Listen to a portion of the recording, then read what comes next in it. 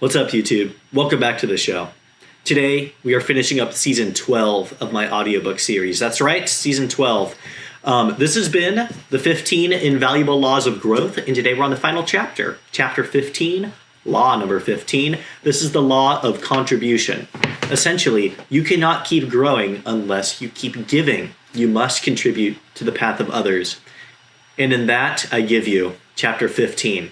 Enjoy. Chapter 15, the law of contribution.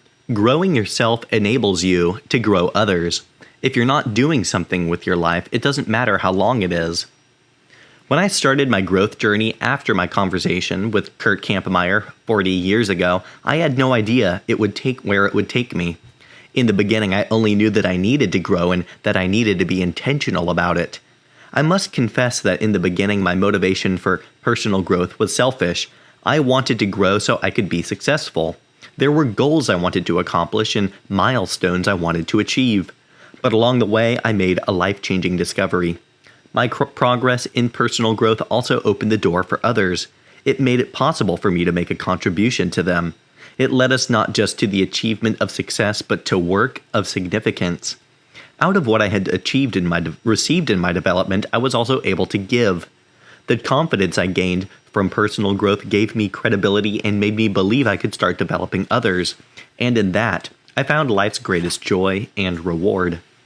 It is my hope that this final chapter will inspire you to be all you can be so you can help others to be all they can be. You cannot give what you do not have. And if you have worked to learn or earn something, you have the ability to pass it on to others. If you live by the law of contribution, you will have much to give other people because growing yourself enables you to grow others. Early inspiration. Adding value to others is a high priority in my life. This desire was stirred in me as a teenager when I read about Benjamin Franklin, who once wrote, quote, I would rather have it said he lived usefully rather than he died rich, end quote. More than just words, it was the way Franklin lived his life. For example, when he developed what came to be known as the Franklin stove, he could have patented it and made a good income. Instead, he decided to share the invention with the world. According to Dr. John C. Van Horn of the Library Company of Philadelphia, quote, Franklin's philanthropy was what I call of a collective nature. His sense of benevolence was aiding his fellow human beings and doing good to society. In fact, in one sense, Franklin's philanthropy, his sense of benevolence, was his religion. Doing good was mankind was, in his understanding, divine, end quote. Franklin didn't see the world in terms of how much he could make from it. He saw it in terms of how many people he could help. He helped develop the concepts of the lending library and local fire departments. Even his work as a printer reflects his desire to share ideas, not hoard them. One of the things that struck me as a teen was reading that every day Franklin asked himself in the morning, what good shall I do today? And in the evening, what good have I done today?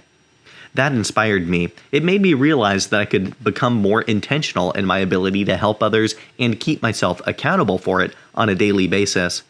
As I have gotten older, that has changed from being merely a good idea to becoming my greatest desire. This became crystal clear to me when I had a heart attack in 1998. In the moments I lay there in pain, not knowing whether I would survive, I was not afraid of dying. I had two thoughts. The first was that I wanted to make sure the people closest to me knew how much I loved them. But the second thing I thought about was that I still had a lot I wanted to accomplish. I had contributions I still wanted to make. 51 was too young to die. I later learned that David Ray of the Young Presidents Organization says that most CEOs are less afraid of dying than they are of not making a contribution to their world, so my feelings are evidently not unusual. Good modeling. My desire to help others didn't come only from reading about great leaders, such as Benjamin Franklin. It was also inspired by good modeling from my parents. For years, I watched my mother, who was a longtime librarian, become the chief encourager and confidant to many young women at the college where my father served as president. She made a difference in so many of their lives. I also saw it from my father. I watched as he served the people of his congregation when he was a local church pastor. Then I saw him serve and add value to pastors when he worked as a district superintendent. Be a river, not a reservoir. How do you increase your chances of being able to help yourself and others and make a significant contribution in your lifetime? Think of yourself as a river instead of a reservoir. Most people who do make personal growth part of their lives do it to add value to themselves. They are like reservoirs that continually take in water but only to fill themselves up. In contrast, a river flows. Whatever water it receives, it gives away. That's the way we should be as we learn and grow. That requires an abundance mindset, a belief that we will keep receiving. But as long as you are dedicated to personal growth, you will never experience scarcity and will always have much to give. Recently, Margaret and I heard Gordon MacDonald speak. He challenged us to find someone who could encourage us and then to become an encouragement to others by asking the following questions. Who mentors you and offers a baseline of wisdom? Who mentors you to aspire to be a better person? Who challenges you to think? Who cheers on your dreams? Who cares enough to rebuke you? Who is merciful when you have failed? Who shares the load in pressurized moments without being asked? Who brings fun and laughter into your life? Who gives you perspective when you become dispirited? Who inspires you to seek faithfully after God? Who loves you unconditionally? These questions are excellent for identifying someone who can encourage us to become our best, but should we also turn them around and so we think about taking on a similar role with others? Whom do you mentor? Do you share the load in pressurized moments without being asked? As former President Jimmy Carter said, I have one life and one chance to make it count for something. My faith demands that I do whatever I can, wherever I am, whenever I am, for as long as I can, with whatever I try to make a difference. Nice. Making the right contribution choices. Giving of your time, expertise, and resources without expecting anything in return is an unselfish act that makes the world a better place. We do need more givers. I can't explain why it works this way, but when you focus more on the wants and needs of others, more of your own wants and needs are met. In contrast, when you choose to hoard what you have rather than give, you become the center of your own lonely universe, and you become less content, not more. As a result, you repel both people and potential blessings. You can become a more generous and giving person, even if you already exhibit those qualities. However, to do that, you must be a growing and developing person. You must be intentional in your efforts to add value to others. Here are some suggestions to help you cultivate an attitude of contribution. 1. Be grateful. People who aren't grateful are not givers. They rarely think about others, they think only of themselves. Their days consist of looking for others to help them, to give to them, serve them, and whenever others don't fulfill those expectations, they wonder why. The selfishness keeps them from sowing, and their ingratitude makes them wonder why they don't reap a harvest. When I was a kid, my dad helped me to understand that everybody depends on and gets help from others. He used to say, when you were born, you already owed your mother for 9 months of room and board. After I started to pursue personal growth diligently, the concept of others helping me along the way was reinforced. In 1975, when I went to see Zig Ziglar speak for the first time, he said, quote, "You can get everything in life you want if you help enough people get what they want," end quote. Those words stuck with me, and it became obvious to me that many people had helped and were still helping me along the way. Every author who wrote a book that I read, every leader who took the time to teach me, every individual who worked as a volunteer in my church, no one succeeds alone. Many years ago, I came across the following words that express this idea. I don't know who originally wrote them, but I've quoted them and tried to live them for 40 years. Quote, "There is no success without sacrifice. If we succeed without sacrifice, then it is because someone who went before us made the sacrifice. If you sacrifice and don't see success, then someone who follows will reap success from your sacrifice," end quote. I am the recipient of many benefits that I do not deserve and did not earn. Somebody else paid for them, and I am grateful. But how do I show my gratitude? By daily pouring into others and passing on to them the things that will allow them to run far and achieve beyond what I have done. As you receive, I hope you will do the same. Number 2, put people first. The older I've gotten, the more I've realized the importance of other people. All the things of this world are temporary. People are what matter. Your career, hobbies, and other interests will die with you. People continue on. What you give to help others builds them up enough that they are able to give to others. It's a cycle that can continue on long after you're dead. Treating others well not only benefits people, it also helps us navigate life better and puts us in a place where we can learn from others.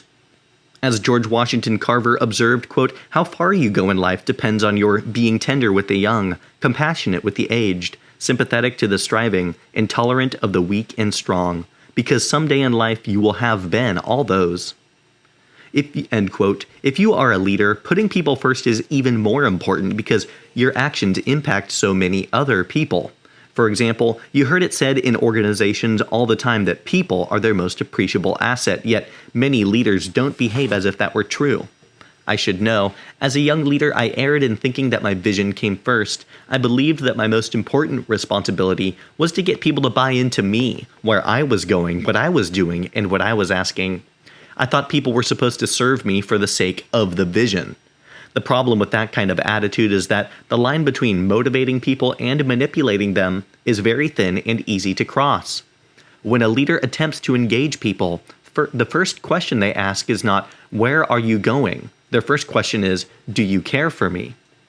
This is true whenever two people want to do something together, not just between leaders and followers. But people especially want to know that they matter to someone leading them and that their leader can be trusted. Once people are satisfied that your motives are right and that you will put them ahead of your own selfish interests, then they are willing to become partners with you in the journey. That's what they desire to be, not merely passive followers, or worse yet, expendable cogs in some sort of machine you're building.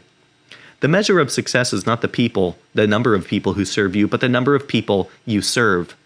When people are number one in your life, adding value to them becomes natural. You do it as a matter of lifestyle. You add value to people because you value people, and you believe that they have value. Number 3, don't let stuff own you. According to my friend Earl Wilson, people can be divided into 3 groups: haves, have-nots, and have not paid for what they have. Unfortunately, more and more people are being added to the third group every day. People are becoming enslaved to the desire to acquire. It's one of the reasons the United States and Europe are in such dire financial straits. They keep borrowing to offset their spending habit. As author Richard Foster writes, quote, "Owning things is an obsession in our culture. If we own it, we feel it will give us more pleasure. The idea is an illusion." End quote. Owning things does not bring real satisfaction. In general, if you try to feed emotional or spiritual needs with material things, all it does is make you hungrier for more things. It doesn't satisfy. However, if you meet those needs appropriately, then you can be content with or without a lot of possessions. No one should ever become a slave to his stuff. No one should make acquiring more just for the sake of having more his life's work. There is a story in the Bible about a man whose stuff controlled his thinking and his life. His selfishness allowed him not to see the big picture. He was consumed with gathering wealth and felt that this would go on forever. However, his life was cut short and he failed to make deposits into the lives of others. Author John Ortberg writes of him, quote, he devoted his life to the wrong things. If you were to make a list of the priorities, it would look something like this. What matters most? Number 1, harvest large crop. Number 2, build bigger barns. Number 3, achieve financial security. 4, eat. 5, drink. 6, be merry. And 7, remember not to die. And of course, the last item is the really hard one. Sooner or later, our souls will return to their maker. And the things you have stored up, whose will they be? End quote. In 1889, millionaire industrialist Andrew Carnegie wrote an essay called Gospel of Wealth. In it, he said that the life of a wealthy person should have 2 periods, a time of acquiring wealth and a time of redistributing it. The only way to maintain an attitude of generosity is to make your habit to give your time, attention, money, and resources. Richard Foster advises, quote, just the very act of letting go of money or some other treasure does something within us. It destroys the demon greed, end quote. If you want to be in charge of your heart, don't allow possessions to take charge of you. The question is, do you own your stuff or does your stuff own you? Contributors take the stuff they own and use it as an asset to make this world a better place to live. And they do this regardless of how much or how little they have. Number 4, don't let people own you. When Margaret and I were newly married and I was starting my career, we had very few resources. Basically, we were scraping to get by. During that time, we became friends with a couple that was financially well, and each Friday night, Jack and Helen would take us to a fine restaurant and buy our meal. It was the highlight of my week since Margaret and I could really not afford to eat there. Over a 2-year period, we received many wonderful benefits from this friendship, and we were very grateful. After 3 years in that position, I got an offer to become the leader of a larger church. It was a tremendous opportunity with great advancement and potential. When I announced that I would be leaving to take it, Jack was not pleased. I'll never forget his words, "Jack, how can you leave after all that I've done for you?" It was in that moment that I realized Jack was starting to slowly own me. He was keeping score, and I had no idea. It was a wake-up call. That was the day I made a choice. I would always try to give more than I received in relationships, and I would never keep score. From that day forward, I would never let one of my leaders pick up the check at a restaurant. I would be on the giving side of life whenever possible. Obviously, I still receive from others. I've already explained that. I am blessed beyond words for what others have done for me. But I didn't want to give away control of my life. It's hard to give yourself away when someone else owns you. I wanted to be able to value people with no strings attached. A giving life should be liberating to yourself and to those you help. Number 5. Define success as sowing and not reaping. Novelist Robert Louis Stevenson said, quote, "I consider the success of my day based on the seeds I sow, not the harvest I reap," end quote. That should be the way we judge not only our days, but our entire lives. Unfortunately, most people sow little and expect to reap a lot. Their focus is on payday. Why is that? Obviously, there is the issue of natural selfishness, but I think there's more to it than that. My friend Nabi Saleh, who owns Gloria Jean's Coffee, once told me, quote, "After sowing, there is a period of time when it looks like nothing is happening. All the growth is beneath the surface," end quote. People often don't recognize that, nor have they anticipated it and planned for it. They become impatient and they give up. In his book, Halftime, Bob Buford writes about an executive who was seeking advice for how to live his life. Buford writes, quote, "A friend of mine who had been president of a large publishing company once sought out a world-renowned Zen master. After unloading the tremendous business of his life onto the Zen master without provoking much response, he decided to be quiet for a moment. The Zen master began to pour tea into a beautiful oriental cup until it overflowed the cup and spread across the grass mat toward the friend. Bewildered, my friend asked the Zen master what he was doing, to which the master replied, 'Your life is like a teacup flowing over. There's no room for anything new. You need to pour out, not take more in,' end quote. If you are sowing only for quick returns in life, then you will usually be unhappy with the outcome and unable to keep giving and living while waiting. On the other hand, if you sow continually and abundantly, you can be sure that in due season there will be a harvest. Successful people know this and focus on sowing, knowing that reaping will eventually come. The process is automatic. If you live life with the intention of making a difference in others' life, your life will be full, not empty. I love the way George Washington Carver expressed the idea. He said, quote, "No individual has any right to come into the world and go out of it without leaving behind him distinct and legitimate reasons for having passed through it," end quote. That's something we should always keep in mind. Number 6, focus on self-development, not self-fulfillment. One of the more important things my mentor, consultant Fred Smith, taught me was never to focus my life on self-fulfillment. He taught me self-fulfillment thinks of how something serves me. Self-development thinks of how something helps me to serve others. With self-fulfillment, feeling good is the product. With self-development, feeling good is the byproduct. What's the main difference? And the answer is the motive. Self-fulfillment means that I enjoy doing what I enjoy most and I will receive the most strokes for doing, while self-development means doing what I am talented and uniquely fit to do, and that becomes my responsibility. Chasing self-fulfillment is a bit like chasing happiness. It's an emotion that cannot be sustained. It relies too much on circumstances. It depends on the person's mood. In contrast, you can develop yourself regardless of how you feel, what circumstances you find yourself in, your financial situation, or the people around you. Number 7, keep growing to keep giving. Whenever people stop actively learning and growing, the clock has started ticking down to a time when they will no longer have anything left to give. If you want to stop, or if you want to keep giving, you have to keep growing. Sometimes people stop learning because they become complacent. They believe they have grown enough, or they want only to make the most of what they already have in terms of skill and knowledge. But when that happens, they start to plateau and then decline. They lose their innovative spirit. They begin to think about being efficient instead of breaking ground. They cut costs instead of investing in growth. Their vision becomes very limited, and instead of playing to win, they start playing to lose. The second thing that happens to people who stop trying to actively grow is they lose their passion. We all love what we're good at, but being good at something requires us to keep our skills sharp. Less skill leads to less enthusiasm and eventually discontent. If we reach this stage, we are looking behind us because that is where our best days are. We think only about the good old days, the glory days. At that point, we're only a few short steps from obsolescence. Nobody wants to learn from a has-been.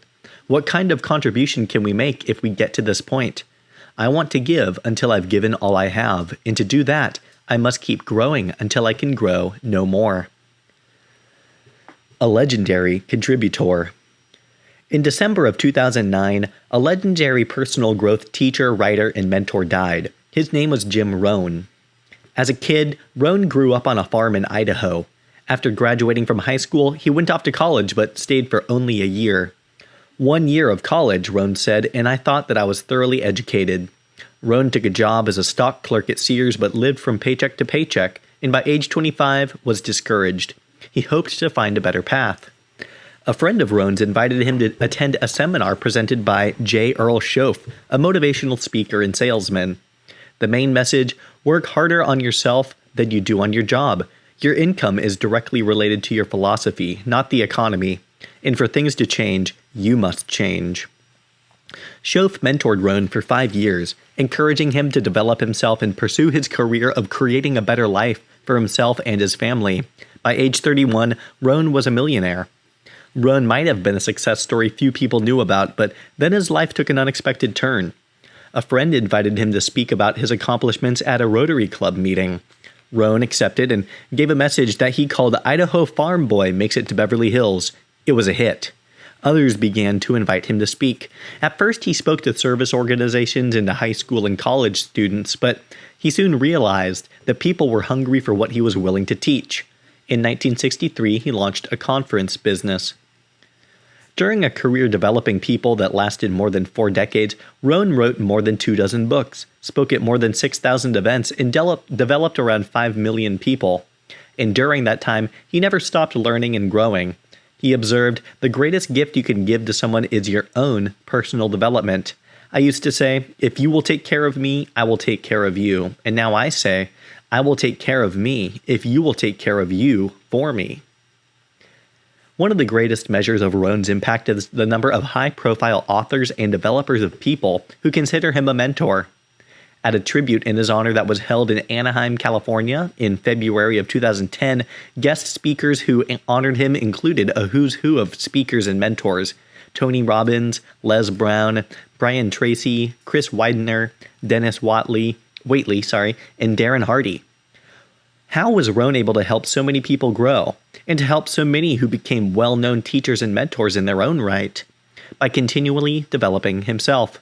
He understood that growing yourself enables you to grow others. He lived by the law of contribution.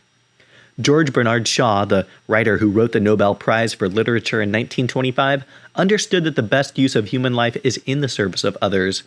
He said, quote, "This is the true joy of life, the being used for a purpose recognized by yourself as a mighty one, the being a force of nature instead of a feverish, selfish little clod of ailments and grievances, complaining that the world will not devote itself to making you happy.